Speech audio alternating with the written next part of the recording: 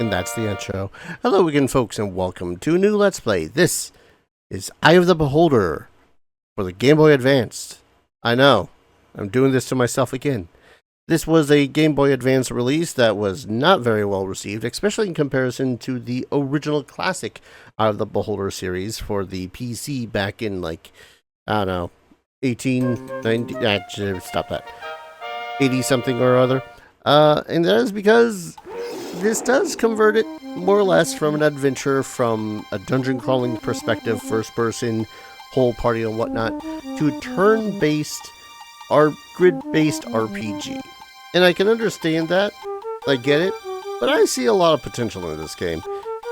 Sadly, it's also one of those games that I feel like could really benefit from quite a few ROM hacks, but apparently no one's really done any. What the hell?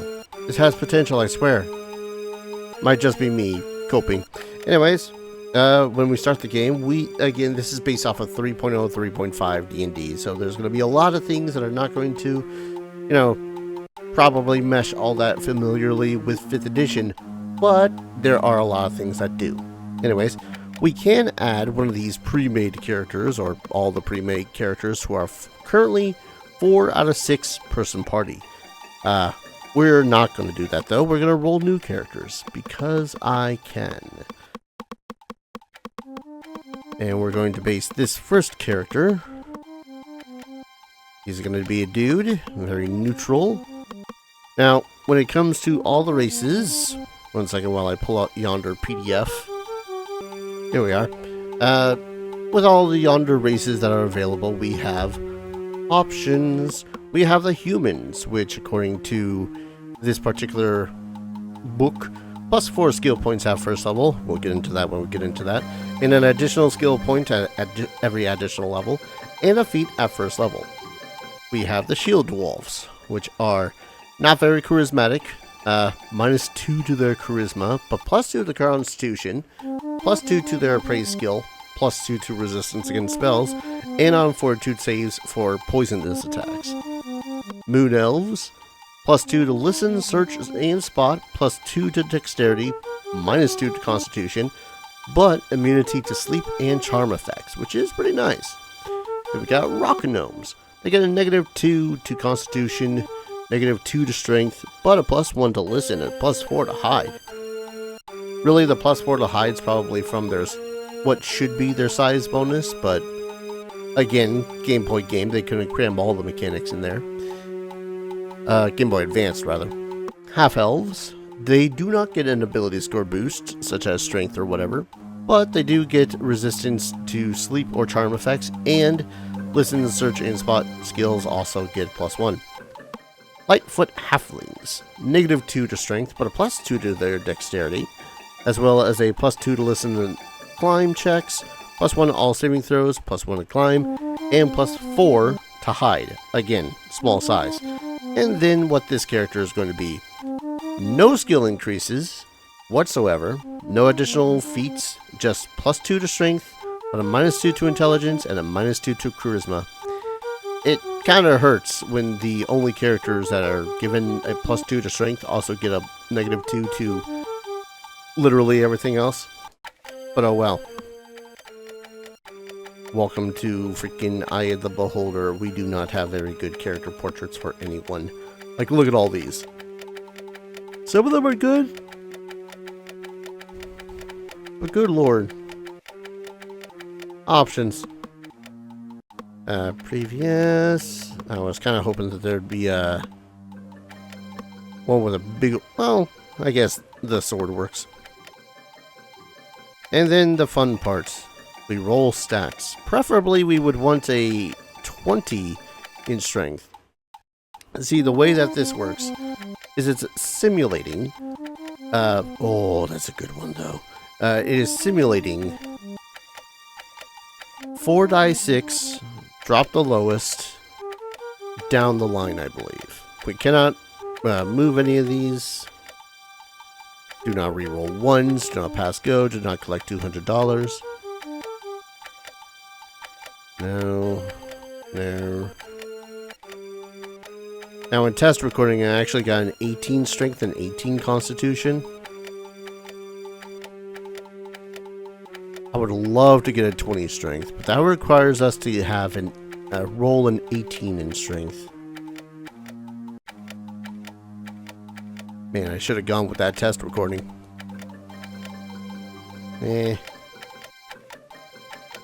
For those unfamiliar, strength pretty much goes to damage with weapon attacks, melee weapon attacks specifically, and swinging your melee weapons, sometimes thrown weapons. Ooh.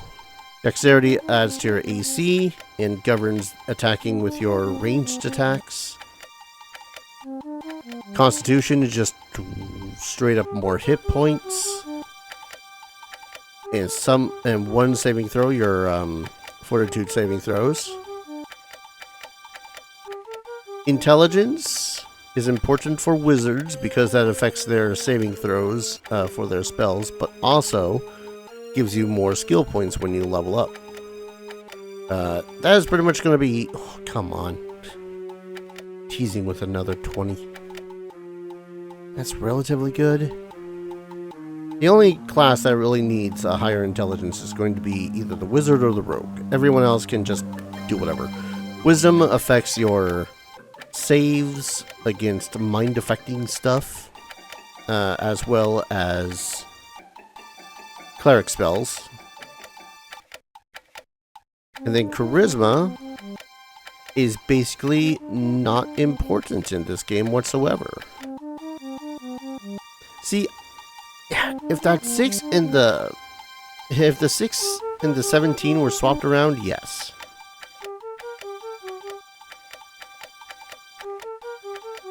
We might be at this a while. Isn't this just half the fun of making characters? Rolling the dice? If I get another 18 in strength and con, I'll take that one. You know, this can be acceptable. I really wish that there was a way to legitimately store these without save states.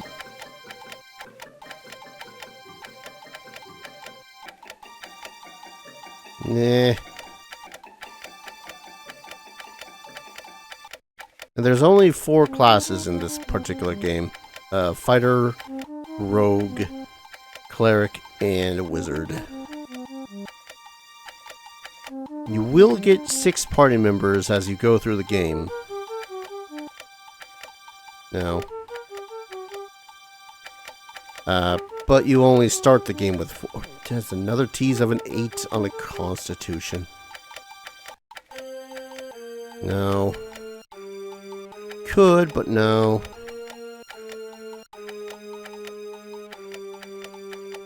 And there's a lot of rules of 3.0, 3.5 that are still stuck in my head, so if I remember them, when they come up, I will divulge them. Man, I would love to go back to playing 3-point Pathfinder.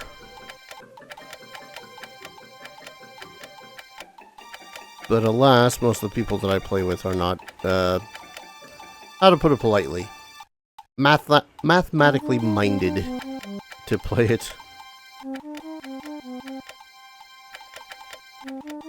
God, if only I could actually just... I forget what it was. Was it, Temple of Elemental Evil that I think allows you to swap like a couple of stats out.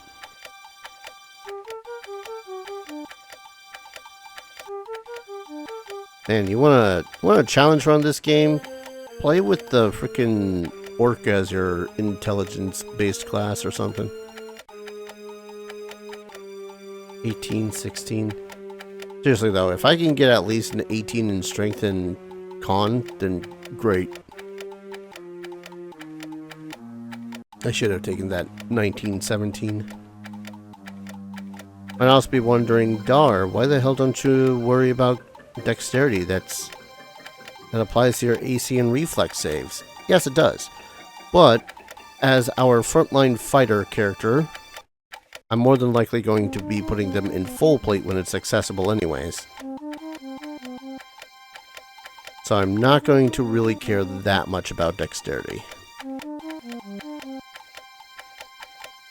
Also, I probably could just find some sort of a cheat thing to increase all of our stats to straight up 18s all over the place anyways, but eh.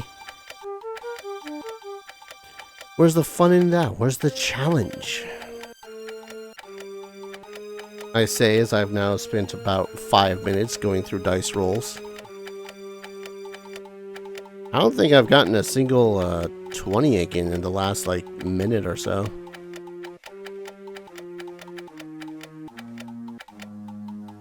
No, I want that 18 con. Oh. See, that almost makes up for it. Let me make sure of something before I continue talking to my foot. Butt foot. Yes. So I don't know whether or not this person on GameFAQs is just listing them out based off of what is applied from the actual tabletop game, or if it is actually what is within the rule set. But one of the reasons why I don't care that much about dexterity is that heavier armors restrict how much dexterity is applied to your AC. So the lighter armors have like a +6, +8 in their maximum dexterity bonus, but they only provide up to a maximum of 4 AC. And medium armor restricts that even further, but does have more actual AC bonus. And then you have full plate, which is what I'm pretty much going to go for, which only allows a +1, but it also adds a +8. So, the torture of passing by that stat block, though. Because again, it's not just AC that applies to, it's also reflex saves. And that was a 19 and 17. You know what? We'll take this 19 and 18 because I think that's the best as I'm going to do until further notice. Because we want our frontline fighters, they're going to get hit. So, yeah, Constitution. We're going to go fighter. Now here's the fun part about D&D frickin' Eye of the Beholder. As a just existing, you get 1 feat. As a fighter, you get a 2nd feat. Now, the usefulness of these feats are pretty restrictive, actually. Almost all of them kind of suck. Alertness improves your listen, search, and spot checks. Armor proficiencies, they are feats that allow you to wear different armors. Combat casting is specifically for wizard and cleric and allows you to cast spells in combat with little problems. More on that later. I suppose I could have gotten him combat reflexes. Oh no, he's getting combat reflexes. That's actually a good one. Because combat reflexes allows you more attacks of opportunity in a round equal to your dexterity modifier. Because you usually only have 1. Exotic weapon proficiency gives you proficiency with exotic weapons with no penalty. If you're not proficient with a weapon, it's usually a -4. But we're not going to really be dealing with any of those. I'm listing them as I'm seeing them on GameFAQs, by the way. So if you're like, where the hell is that? That's why. Extra turning allows for additional turning for a cleric. Turning is where you can make it so as undead either crumble to dust or run away from you based on how strong they are in comparison to you. Great Fortitude improves your fortitude saves. Improved Initiative, makes your initiative go up. Your Iron Will makes your, Go Figure helps against resisting magic with the will saves. Lightning Reflexes, same thing with reflex saves. Martial Weapon Proficiency, proficiency with anything martial. Point Blank Shot, no attack penalty when you're attacking within, in the actual game, it's with, as long as you're within 30 feet, you get a +1 to attack and damage with a ranged weapon. Precise Shot makes it so as you can negate cover bonuses. I'm not sure how much those actually exist in this, but I digress. Quick Draw, change weapons at attack as your action. So, anytime you want to attack with a different weapon, you have to swap it out with another weapon. Go figure. But this would make it so as you can just do so willy-nilly. Smooth Talk, pointless, because it only applies to diplomacy and sense motive. Thug, quick reaction to combat.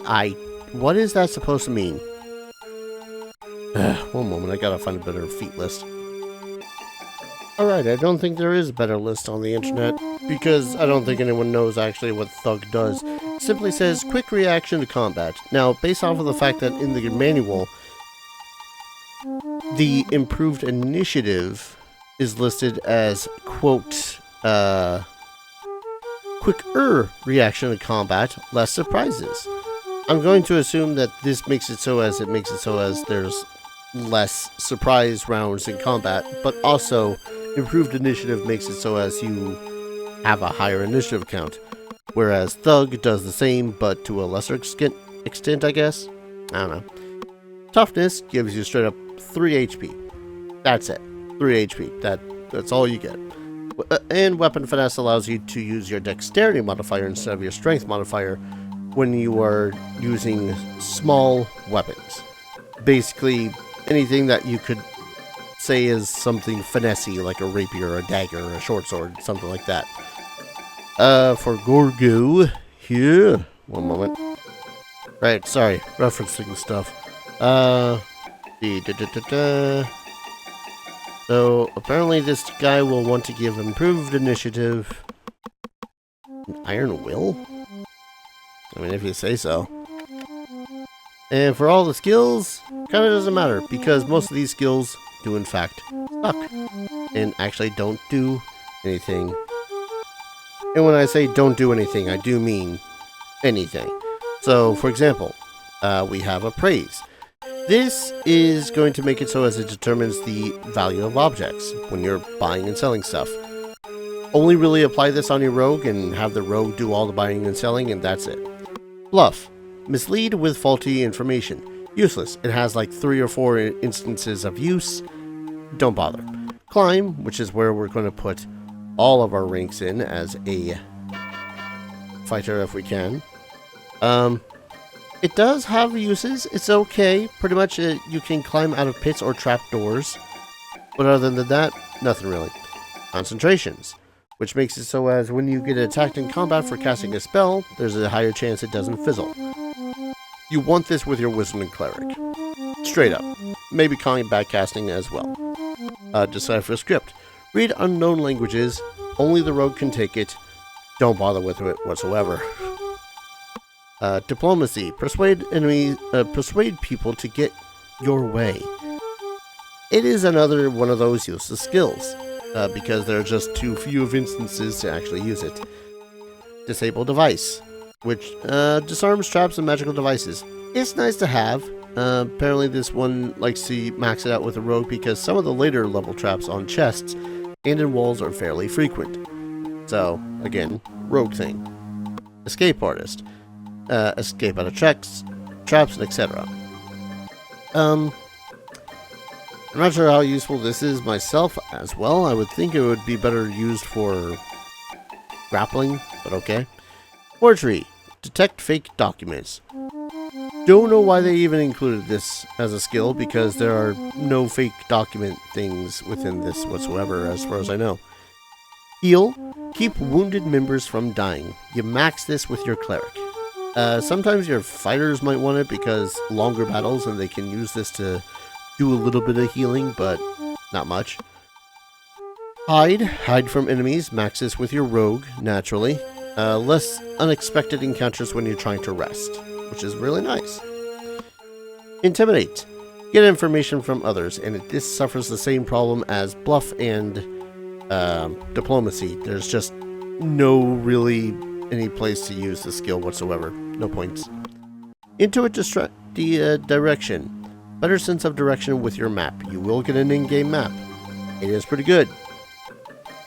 And honestly, this is actually pretty good too, because usually what happens when you get out of resting, a check is made with each of the characters with the skill. If all of them fail, then your arrow will point in all 4 directions, and the map will flip around. Putting points into this will prevent that. So, probably as much as I can with all the characters. Then we have Listen. Sends sound and enemies. Sometimes I guess you'll want to put points into this. More characters that have it, I guess, the better. Open lock. Pick locked doors and chests. Always max this with your rogue. Search. Find secret doors and traps. According to this individual, they have found nothing with the search skill. Like, whatsoever. That's, yep. Since motive. Detect whether or not someone is bluffing or lying. C. Point bluff, diplomacy, and what was it? Intimidate? Spellcraft. Identifies spells cast in combat. This is meh, I guess? Because pretty much you get to identify the name of a spell as it's being cast. Max this with Wizard because I'm not sure what else you're going to give the Wizard. Spot. Notice hiding enemies, put a few points into this. Not essential enough, but you know, never know when sometimes you'll see some hidden stuff, and I didn't read the last 2. Oh well, we gotta roll a new character anyways. Let's see, this one is going to be either a human or half-orc.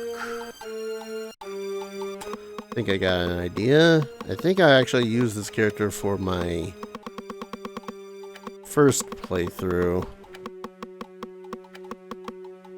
Kalos. Dude.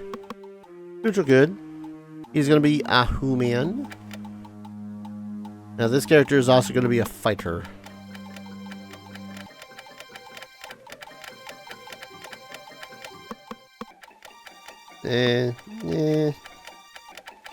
God, I keep on forgetting just how god-awful some of these faces actually are. Yeah, this face. Okay. So once again, we are going...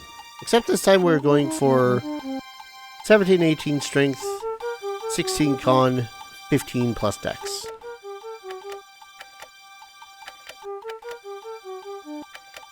And yes, it's going to be another fighter character, so...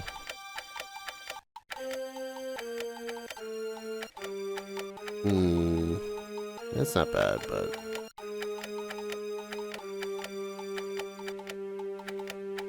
Otherwise, this character would have very much been a paladin.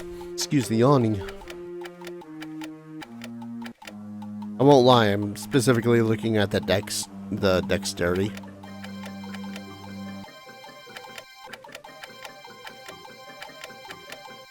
$15 dex. I forget whether or not I did all of the explaining stuff in my first playthrough of this. I could have used that 15...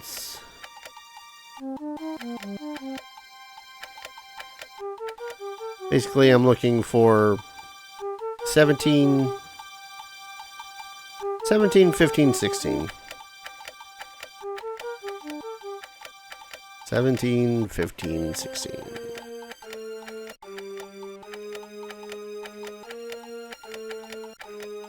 I think in the previous one I had also done a whole lot of more...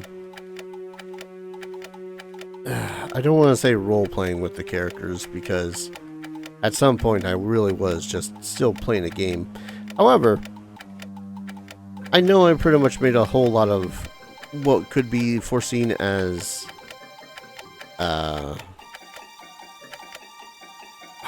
tempting. If it was one more in each of those. But yeah, I know I did a lot of unoptimal play or whatever. Non-optimal stuff. But that's the point of video games after all, just to have fun.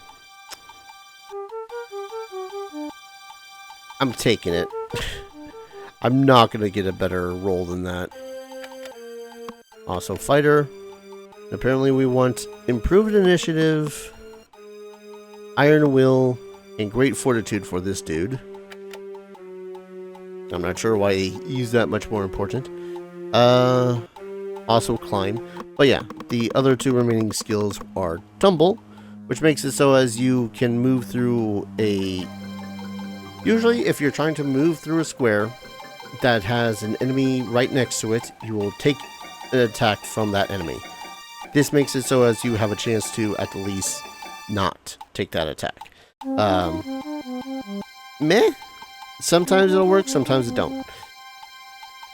And then use magic devices, only for the rogues, and only take this if you want your rogue to start using magical devices, like wands and such, because otherwise, it's useless. Anyways, we are going to take climb. So the way that all of these class skills work is that certain classes have certain skills that they only need 1 skill point cost to get. Everything else costs 2. So having Talos being an incredibly intelligent individual for human is nice, but really not needed. We're going to upgrade listen, hide, spot, search. Basically, the more characters that we have in some of these other skills, are relatively better. And alright, rolling a new character. Let's see. This next one should be a cleric. Really? Interesting. Alright. Clerics. I know a halfling cleric I have, which I, again, probably already used. In some game, I forget which. There's gonna be a dude. Neutral good. And a Lightfoot? Oh, wait. Oh!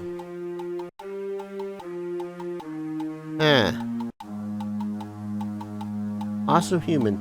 This is such a min-maxed party, let me tell you. Because the first one, half-orc. Second character, human. Third character, also human.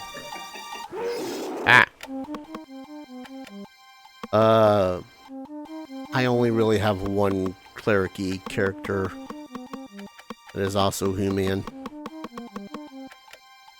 No, not Erint.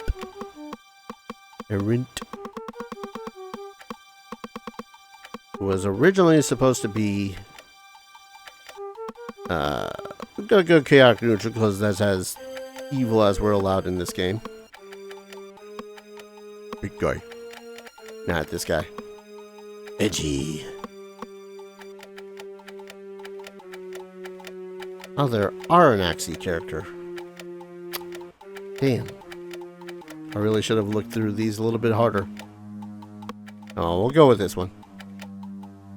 Now for this third character, we want high wisdom, high charisma, and high constitution.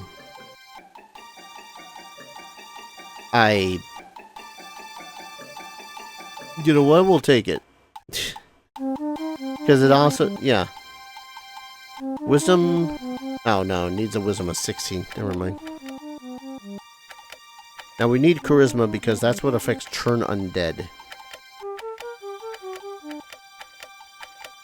They very much make it so as 3.5 is what I'm the most familiar with, but at the same time is one of those systems that I understand why people don't want to ever go back to it.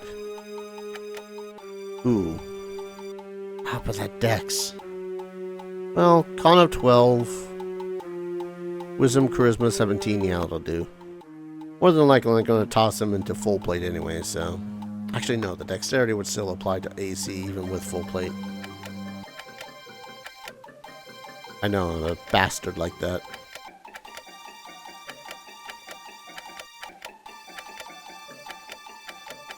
Me carefully looking at my wisdom, above all.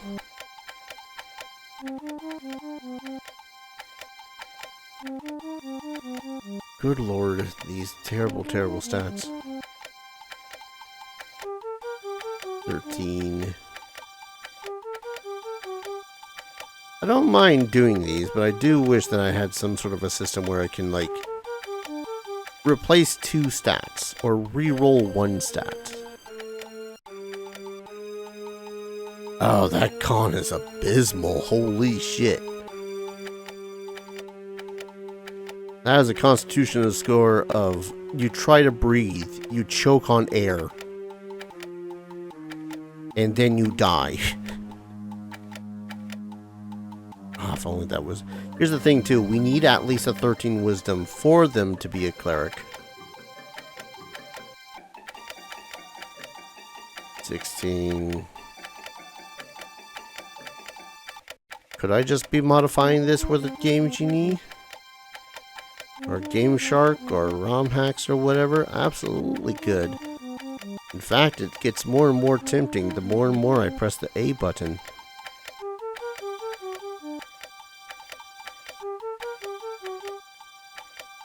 This is also just one of those torturous moments because... Fighter, you need like 2 stats that are good. Theoretically, you only really need the 1. Nope.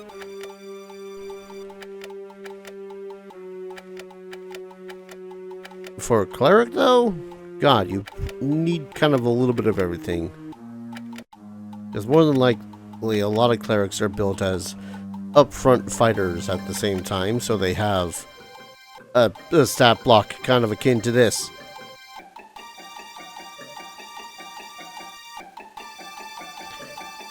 Tempting.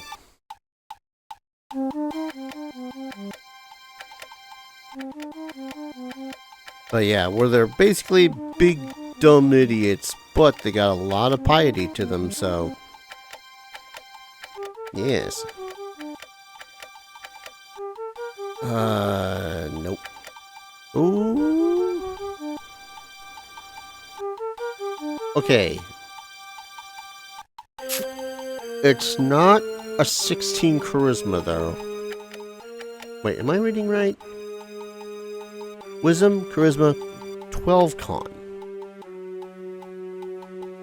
Has mean.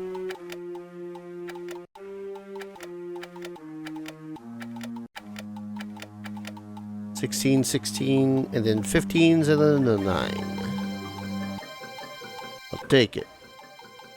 Yes. You're going to be our cleric. Good lord. We need combat casting. Again, makes it so as they can cast spells a little bit better in the middle of combat. And then extra turning. Specifically extra turning? You sure? Alright. Skills. Concentration, spellcraft, and diplomacy. We're going to focus on concentration and spellcraft. Alright, roll 1 final character. This one's the halfling. Okay. I really don't have any... Here's a fun fact. I don't think I've ever rolled any rogue halflings before. But I think I'm just going to base them off of a gnome halfling. A gnome character I have. Dude, whatever. You're going to be a halfling. Yes. Oh god. Now the god awful portraits again.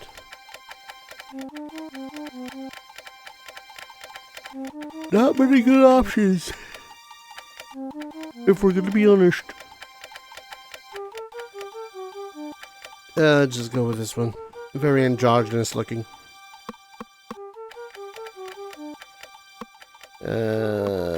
This one's going to end up being a ranged character, apparently, so we'll go over that. Now, we need 18 Dex, 14 Constitution. Preferably, could get a 20 Dex, and that'd be great.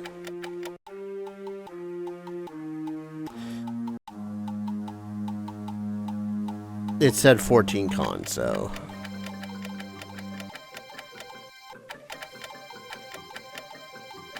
Trust me, it's torture. I'm torturing myself having passed by that myself. Nah, we could go for a 20. Hello, if it's two 18s, I'll take that, but I really do want a 20. Yeah, screw the fucking gun.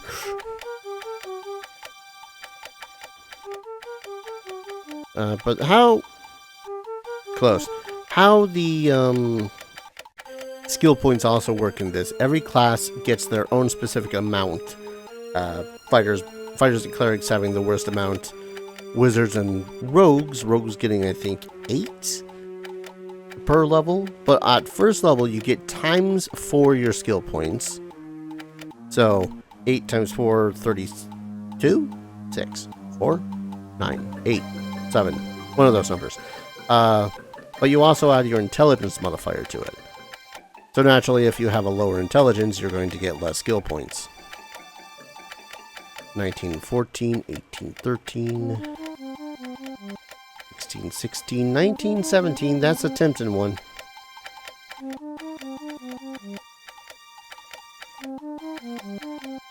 And then when you assign your skill points, base it off of that pool.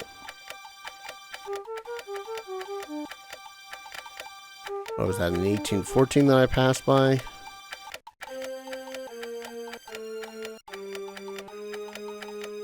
$19.14. If I get the one that's like 16 down the line for strength, dex, and con, then I'll take that one.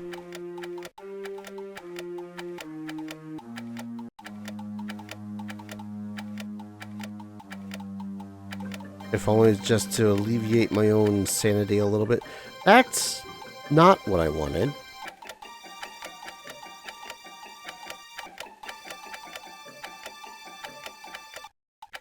I might also be wondering, Dar, why even bother with Constitution for this character? A, says so in the thing. B, because at some point or another, these characters are going to get hit.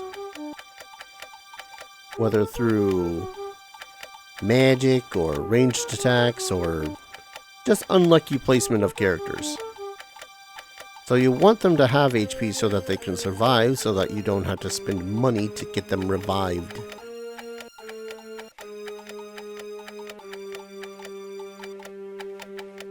How is this harder to deal with than the freaking 20 strength, I swear? There's a random number generator in this game and it hates me. Do I want this? Man,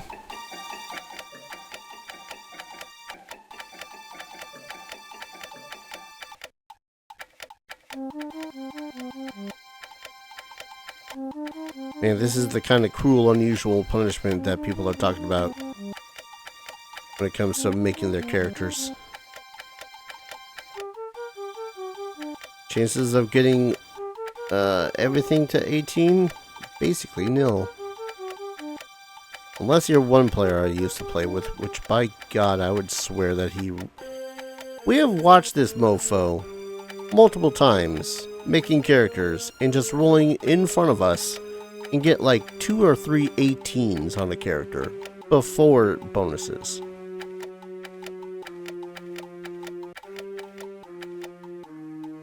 And every single time, I want to slap that person. It's like, no, you're not allowed to have this much luck. Stop absorbing it from literally everyone else in the room.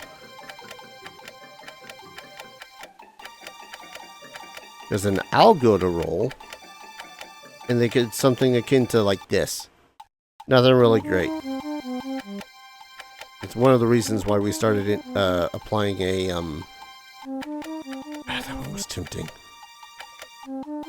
That's one of the reasons why we started applying two separate rules. One where you take 3 of them, and you just choose which of those 3 that you you roll 3 stat blocks, and you take whichever one that you wanted. Or B, you get to actually, pseudo sort them out, choose and pick where the hell they go, not like right down the line.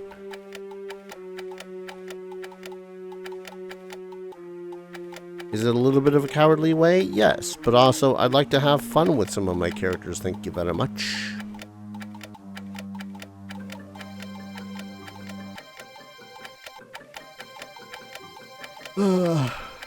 Anytime that anyone goes, oh, a low ability score allows you to roleplay better. No, it doesn't.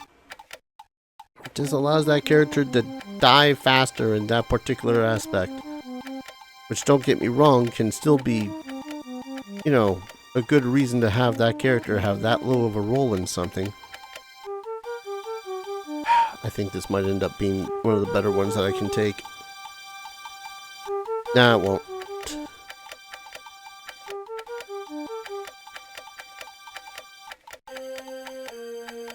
Like, oh yeah, low ability score will allow you to roleplay better. No, it won't. Roleplaying your character, that's how you roleplay better. Discerning their actions based off of their attitudes and whatnot.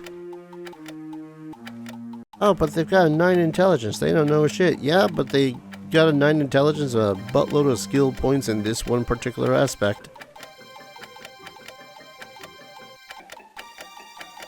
Called the TISM. Great googly moogly. I didn't think that I was going to take this long for the rogue.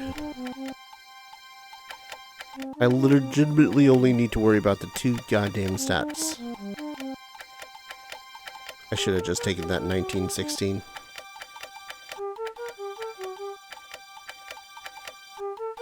$1914. 1815. Nah, I don't like that 9 strength. I don't remember if it applies in... You son of a bitch. I don't know if it applies to this, but I believe having a lower strength makes it so as you can't carry as much crap either. So where we're going to have Landon do all of our selling, hopefully, we want him to have a little bit of a higher strength so it's not a constant swap around of everything.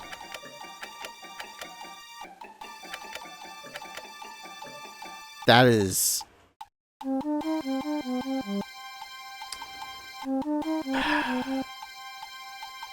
You know what? Good enough.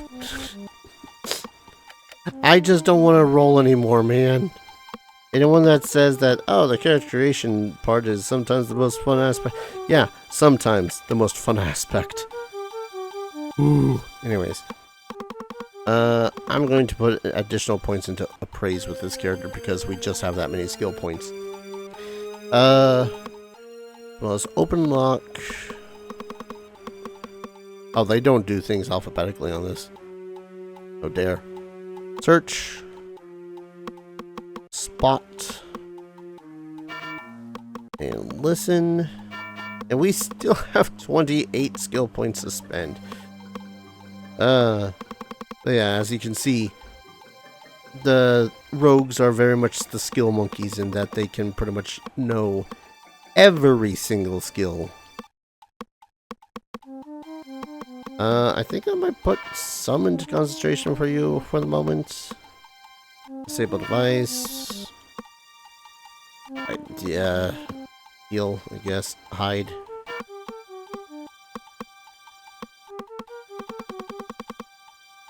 I don't know, bluff? There we go. So, we have our party. Gorgo. Talos. Errant. And Landon. We can now enter the dungeon. Well, that's unfortuitous. Let's see. Start brings up the map, tells us briefly what level we're on. And it does autofill, which is pretty neat.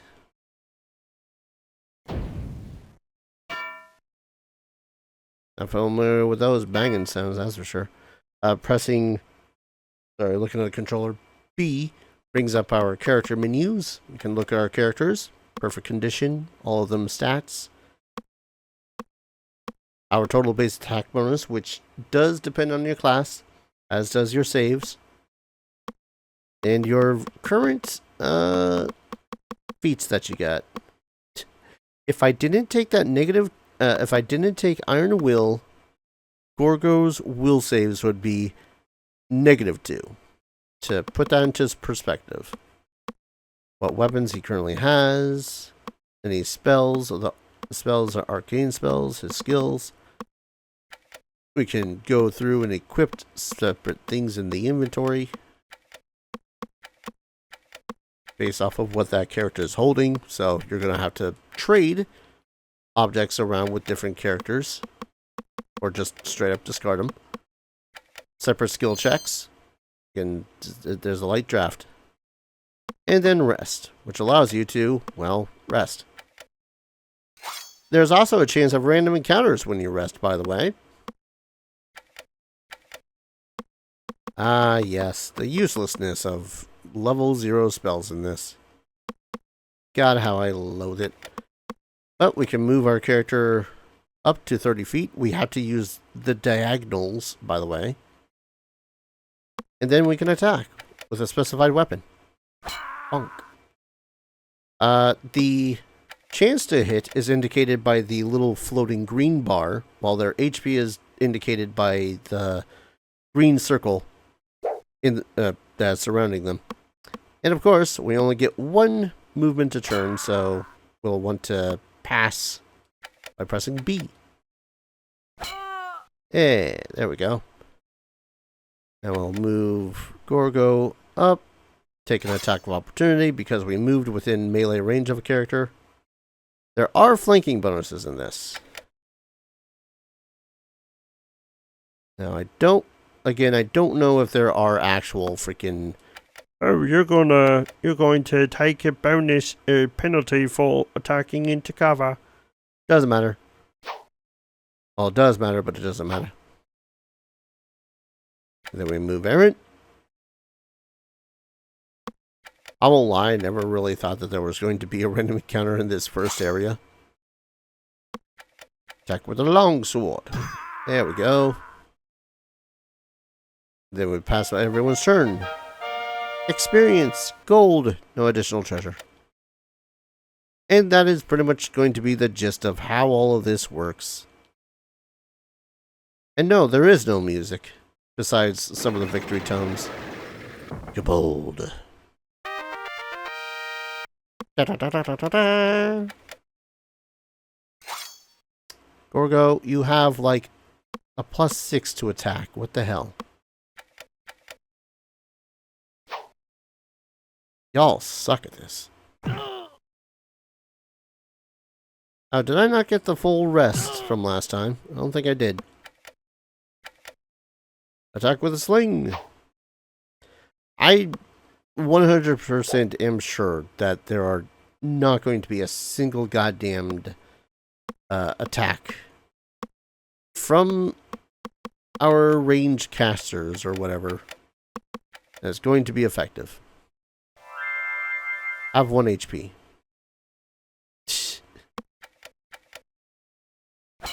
There we go, 11 damage. And we move up. That's what I'm going to do. Assuming that Talos doesn't destroy this one next. I plan to have Gorgo cleave his way through and behind this other kobold. Poing. Okay. Man, it's a good thing that these dudes are all as bad as us. By the way, we can attack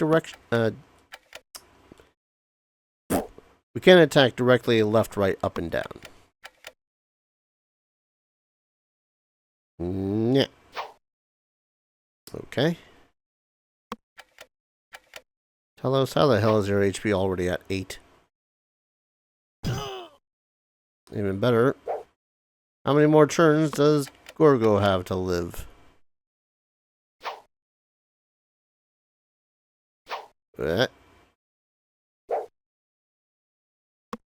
Alright, in which case we will cast Cure Light Wounds. You can cast it on either of them. We're going to go with Gorgo. That's an attack of opportunity. That's one of the reasons why we take concentration. Attack with a long sword. Thank you. Keep on moving, keep on grooving. Hey, there we go. Another one bites the dust. That's right. I didn't take, it's precise shot that I need to worry about. Precise shot makes it so as you can attack and shoot someone within, melee range. Ah, yes. Cure Light Wounds. So good. Cure Light Wounds heals 1 die 8 plus your level. Up to a maximum of plus 5 with that plus your level part. So, yeah. Chances are it's gonna suck trying to get to some of these. Thank you. Ah, short sword. Let's see. There we go. Left and right allows you to slip through all the characters to deal with stuff. Gorgo, do you even have any armor on?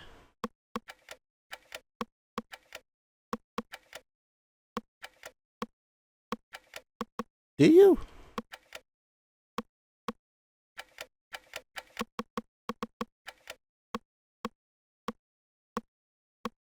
No, he does have the leather armor. So, yeah, he's very much gonna get hit every so often. And shields pretty much just provide a constant +2 bonus. Doesn't matter otherwise. There we go. Open the doors. Find more encounters. Like this one. You save every single time that you do a rest. That's the word I'm looking for. And you also get some ammunition for anyone that uses bows and arrows or slings or whatnot. Cleave. Come on, Gorgo.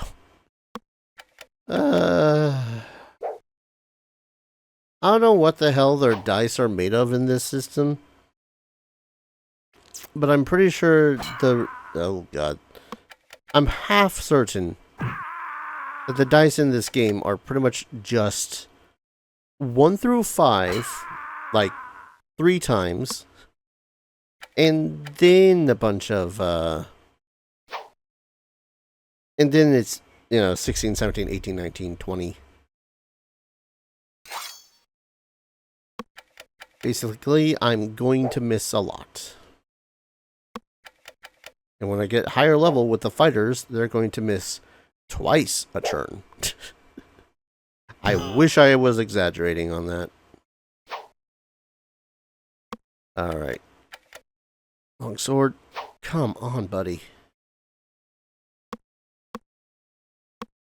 That one.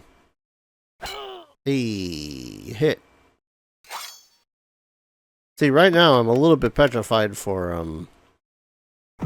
Errant there. Thank you. Because I need him to move. Light wounds on himself with his 3 HP remaining. Now he has a vague chance of surviving a Kobold short sword.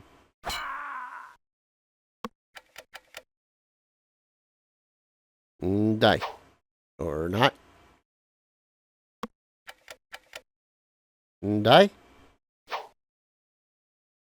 Guy can dream. Actually, we'll move first. Yes, 1 damage.